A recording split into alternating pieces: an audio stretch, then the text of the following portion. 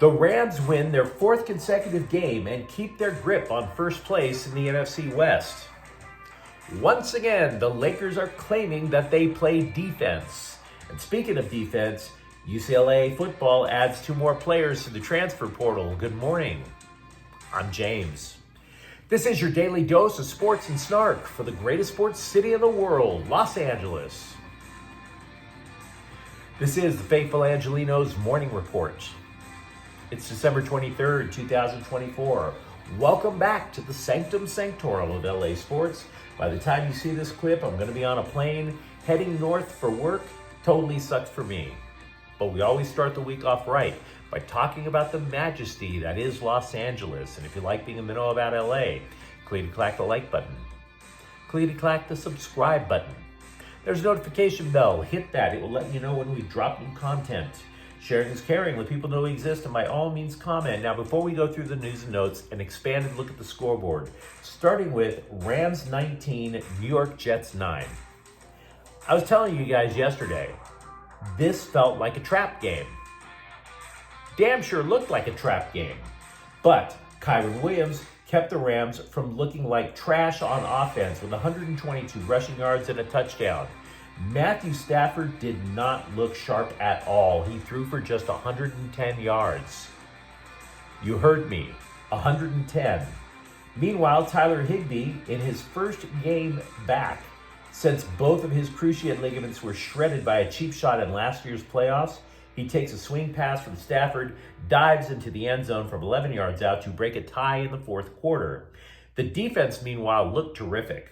Remember, the Jets have Aaron Rodgers at quarterback with Devontae Adams at receiver. And they still hold the Jets to 9 points.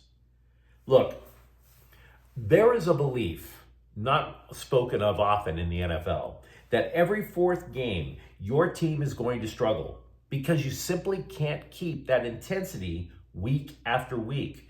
The Rams were on a 3-game winning streak. They were due to have some struggles. This felt like a game where they wouldn't play their best. And yet, they leave now with a 4-game winning streak. They leave in the 3rd seed in the NFC playoffs with a home game if the playoffs started today. The Rams, who started the season 1-4, can even clinch a playoff berth as early as next Sunday. They have to beat Arizona, and on Thursday Night Football, Seattle has to lose to Chicago. Meanwhile, USC 82, Southern 51. Chibuzo Agbo led the Trojans with 18 points. Josh Cohen added 17. Washington 3, Kings 1. Kevin Fiala scored for the Kings. Here's a shocker. Pierre-Luc Dubois woke up and actually tried. Did you ever see that when he was wearing Kings gear? He had 2 assists, meanwhile, for the Capitals. Meanwhile, today, Detroit is at the Lakers at 7:30, and the Clippers are at Memphis. That game is at 5. And let's get to the news. Oh, by the way, I want to give you an additional NFL note. The Chargers are going to have to wait another week to clinch a playoff berth.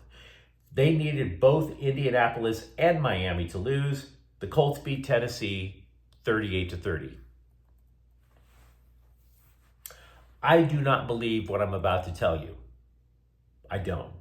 For a variety of reasons. But once again, the scribes are claiming that the Lakers are playing defense and believe that they can play defense. The case that the scribes are building goes something like this. Something must have changed for the positive because the Lakers have won 4 of their last 5 and they allow 99.2 points per 100 possessions. I don't buy that. Not for a second. For a variety of reasons. 1, we've heard this story before. We heard it when Frank Vogel was the head coach. We heard it from the Lakers when Darvin Ham was the head coach. Which leads us to 2. Current coach J.J. Redick is not defensive-minded in the slightest. 3, they don't have a perimeter defensive presence. They don't. That suggests to me if just one shooter goes on a hot streak, that defense is going to get torn to pieces. And 4, no team has had a sub-100 defensive rating for a season since San Antonio accomplished it back in 2016. Translation, unsustainable.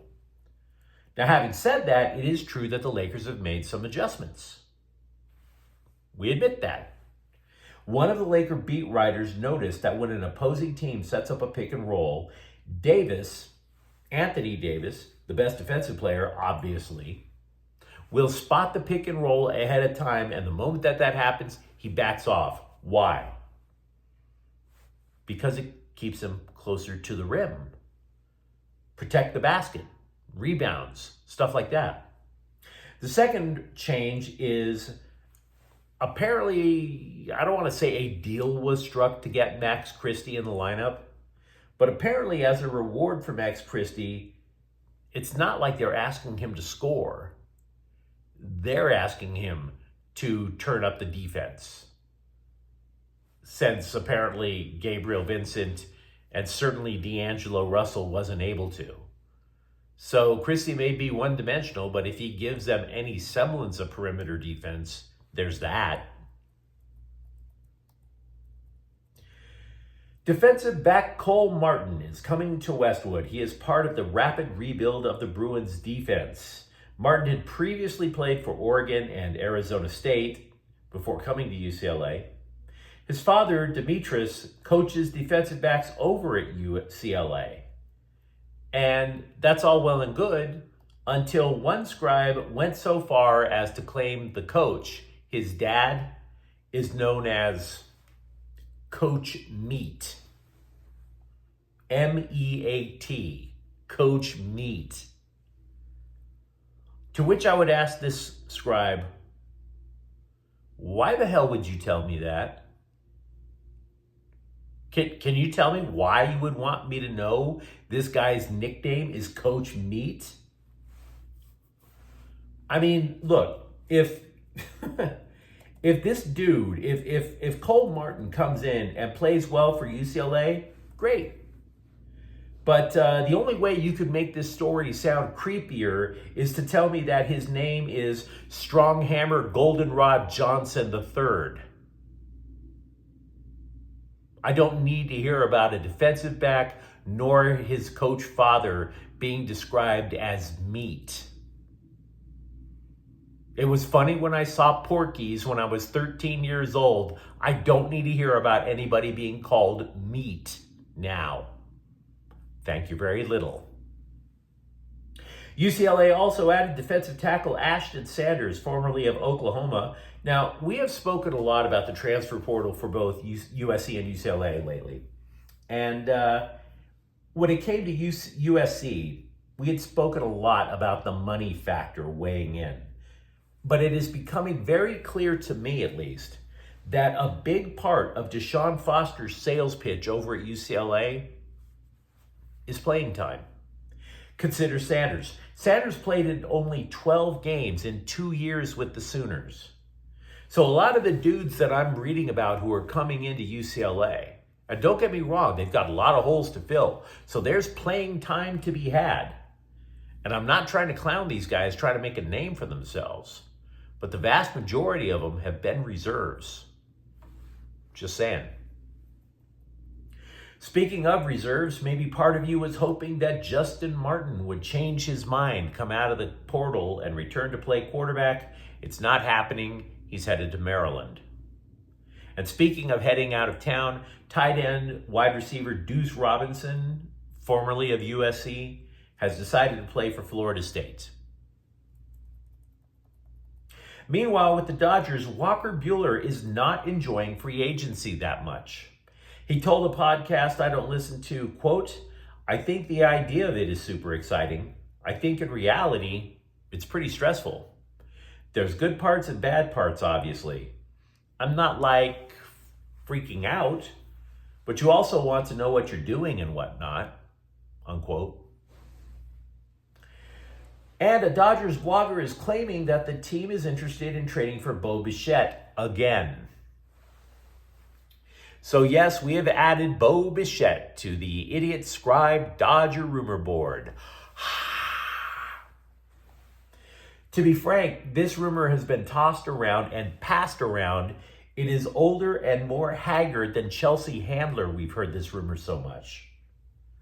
Because, the last time the Dodgers acquired a Toronto middle infielder, it just went like gangbusters, right? Speaking of Cavan Biggio, I look forward to getting his autograph when he plays for the Portland Pickles in independent ball next year. But who am I? But anyway, you let me know what you think in the comments thread. Talk to me about how optimistic you are about Rams football now that they seem to be peaking at the right time, as the cliche goes. Do you actually think the Lakers are finally playing defense? And if so, why? And if you enjoyed the content, don't forget to subscribe to Faithful Angelenos. We talk LA sports every single day here. Thank you for watching. I'm James. We'll be back tomorrow. Faithful Angelenos is a Kian Corte El Queso production. Take care.